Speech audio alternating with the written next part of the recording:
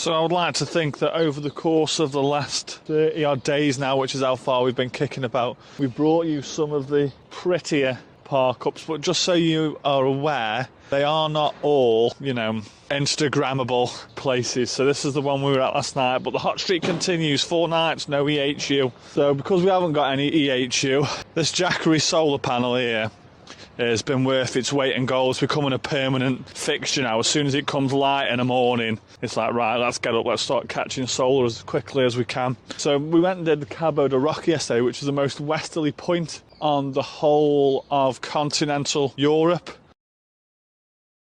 So we think there's a more westerly point on the Republic of Ireland, but it's not classed as continental. I don't know, it's too complicated for me, but they made a big point of saying it's the most westerly point on continental Europe. But the sunset was rapid. It must have set in about 7 or 8, well no, it wasn't even, honestly, about 30 seconds. It was so quick. So on this park up, there's like a lot of old rinky-dink Portuguese motorhomes and stuff like that, and cars parked outside, so somebody must just throw them here and just leave them and then just drive to them or whatever. Each to their own. So after we did Cabo de Roca, we came to this place here which is called Cascais. So we tried to go to a park up which was right by a restaurant that we wanted to go to, but as we pulled on, some old Portuguese duffer waved us off, says no.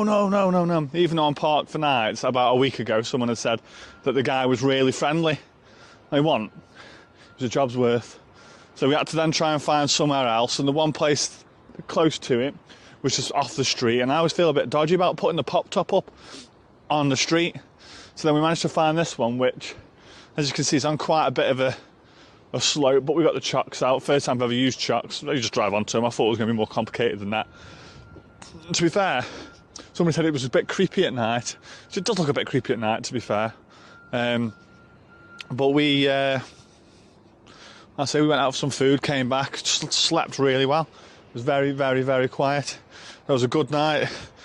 So we're going to go and see something here called the mouth of, is it Hell's Mouth or the Devil's Mouth or the Mouth of Hell or the Mouth of the Devil?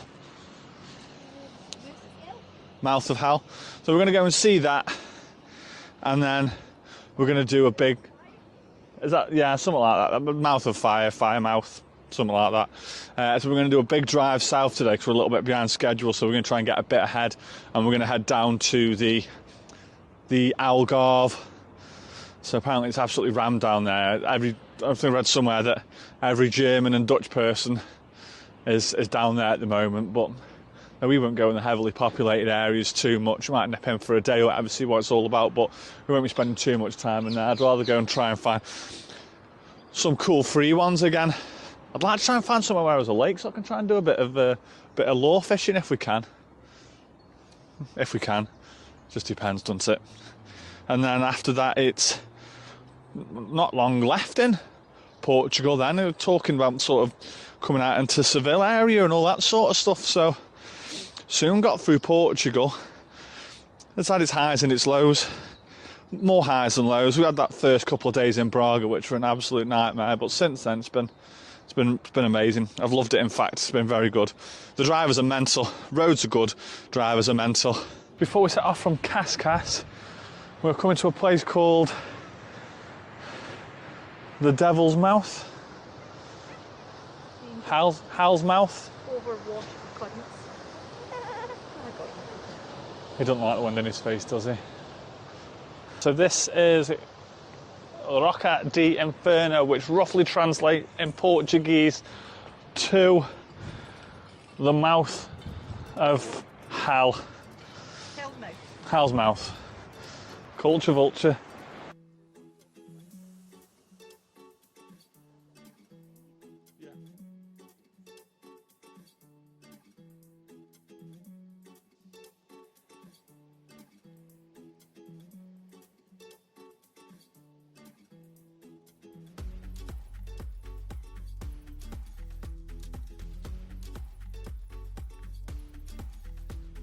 Let's have a look what's down here.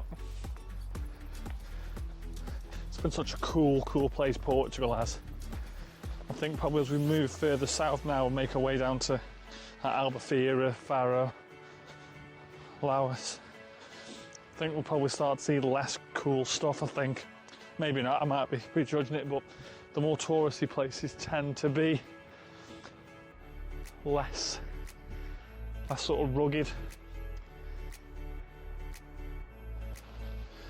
They've got a lot of these warning things that say, oh, watch out for the spray. You'll be putting some of them in San Sebastian. People were getting pelted by the spray from the harbour.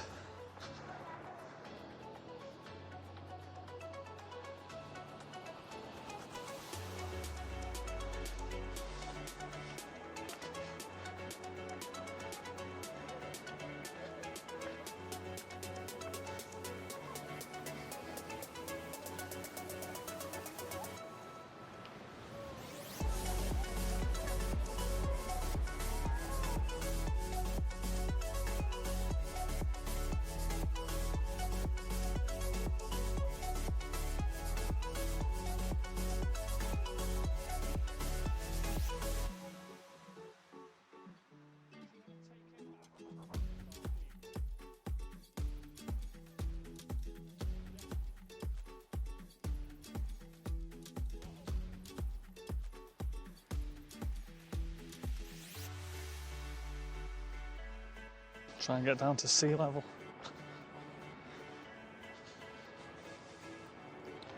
Not convinced that my quarter slip-ons are designed for this sort of thing, really, to be fair, but I'm too heavily invested now. You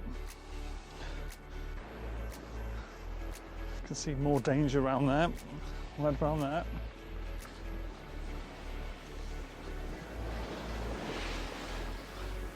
Jesus. This is danger. Yeah, well, I don't think I'll be going any closer than that.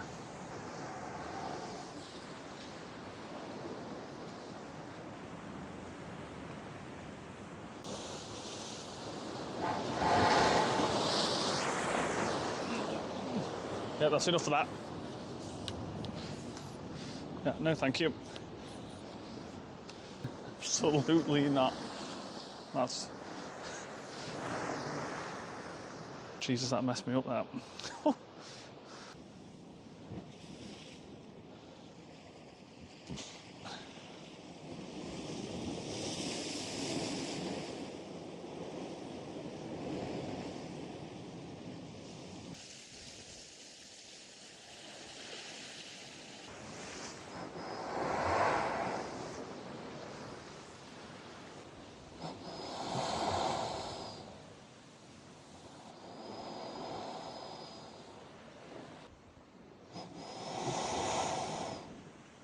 Let's try and get out now. Jesus. On our way south to the Algarve, we took a detour through Lisbon so that we could cross the Vasco da Gama Bridge, Portugal's largest construction of all time and the longest and largest bridge in Europe, spanning over 17 kilometres over the Tio River, affectionately known as the Sea of Straw. These look like English tourists to me. Absolutely. Totally. Yeah, look, it must be right, baby. I wonder if it's there. That'll be right. Would let me turn left here. Yep, yep. Well spotted, baby. Jesus.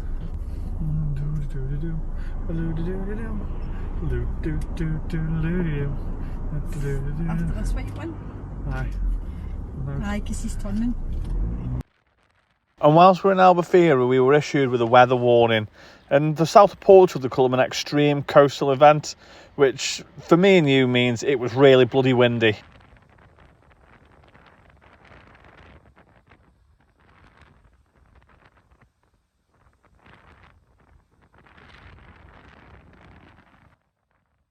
Lisa loved the waves, so what we did the next day was we woke up first thing to have a walk down to try and see what it looked like in the daylight.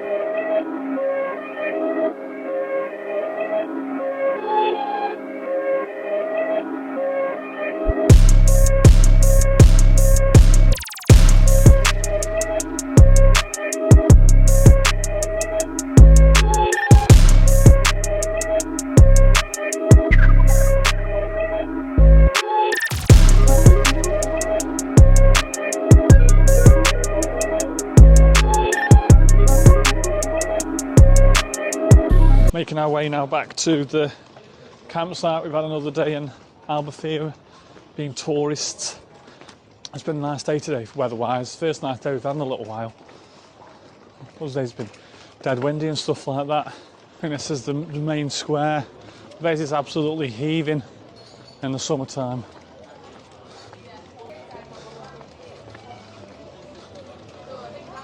It's about a 45-minute walk from the campsite. There's a path that runs alongside, so you're not running. There's a path that runs alongside the campsite so that you're not on the main road. We've been at camp in Albufeira now for about 5 nights. It's worked out at 16 and a half euros a night. And we've extended, I think we only booked on originally for 3 nights, and we just keep adding another day on, adding another day on. We've got this very, very nice subway here that's got really nice sort of scenic oceanic graffiti all the way through it.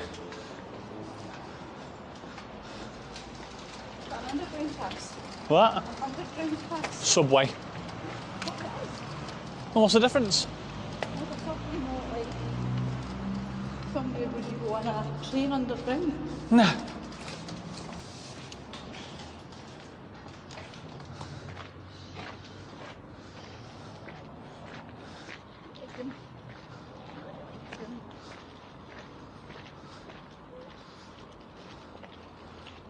See quite a lot of these little gyms outside by parks and stuff like that. There's always people on them. Don't get themselves up pure gin, £9.99 a month, no contract, no fee. So we've got 7 nights left now till we get the ferry over to Morocco. So we're on the CAMC site for some of those nights. Let's try and work out how to break up the sort of drive between here and Algeciras. I think it's about 4 hours and 20 minutes, so whether we do 3 one-nighters and then 4 nights on a site so we could get prepped for Turkey, or whether we do a 1 and a 2 and a 4 and a 2 or a 2 and a 1 and a 4. Not quite sure, but hopefully the weather stays nice. Look at the weather forecast, it ain't looking great. And it's storms the whole way. So there's no rain but thunder and lightning on the icon for the weather. I mean, we've not seen a good storm in years. Pack down day in Albufeira today. So it's Tuesday today, so we're going Morocco on Monday. So we're on a site for a few nights just so we can get stuff ready. So we're going to have 3 nights on 3 different park-ups until we get onto the site, which is Tarifa, which is one of the most southern points of Spain. So just going to show you around Camping Albufeira. So I think it's quite a popular, quite a common, quite a well-known site. It's not as busy now as it was a few days ago, but they're packed in. Let me tell you that much. When we got here, they were packed in. So let me just show you the swimming pool. One of them's closed, 2 of them are open. To be fair, I've never seen anyone in them. I've not been in them. It's just too cold. Weather's been a bit disappointing whilst we've been here, to be fair. It's been windy and it's been cold, chilly. So there's a couple of different places where you can get stuff to eat. This hasn't been open whilst we've been here. Pizzeria. There's a nice restaurant down here where we had a tomahawk steak from. It was absolutely lovely. There's another bar there and stuff like that. I'll bring you back up that way so you can see the kids park and stuff like that. So it's about a 45-50 minute walk into Albufeira. It's probably 2.5 miles, but you can get a bus and stuff like that, but we've chose to walk all the time.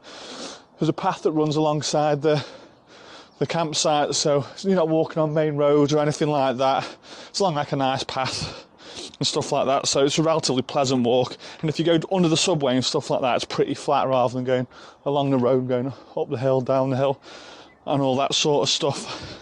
The facilities have been amazing. Showers are fantastic. There's small things like the showers don't have buttons on them, the taps, so you're not constantly pressing the button all the time. On. So I always appreciate that. Water's dead nice. It's really hot.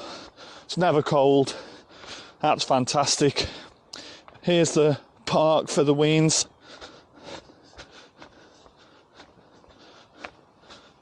sand in there. One thing I've noticed about Albufeira is there's a lot of stray cats. Like in Albufeira centre itself, there's a load of cats. So my mum's got a friend called Eric. I mean, he'd end up going back with a suitcase full, he would. Shop on site. The shop on site's a funny one because when we first pulled up, we thought it was a bar at first, but what people do is, because there's chairs on the outside the front, they go inside, buy the super box, and then go and sit outside. There's a hairdresser's on site and a spa. It's got a couple of static caravans for sale here. And what we learned about static caravans is because they're plumbed in, the class as a permanent residence. And if you've got permanent residence in Portugal, then you get past all the Brexit 90-day rules and stuff like that. So for those people that hate the UK, hate the 90-day rule, that's a way to get around it apparently. Just been sent down to the cash point to get some money for another washing and all that sort of stuff, but it's not working. Bollocks. When we first set off for Devon, I'd bought a 907 from Ninja Gas, but when we were packing up at Cofton in the static caravan, we used the 907 to prop the door open, and I left it behind, forgot about it. So obviously with us going to Morocco on Monday, I don't be not having anything set up, so I've already got the regulator for it, so we'll just take this as an emergency, and when that caravan runs out, what we'll do is, as that one runs out, is we'll just flip straight over onto the camping gas.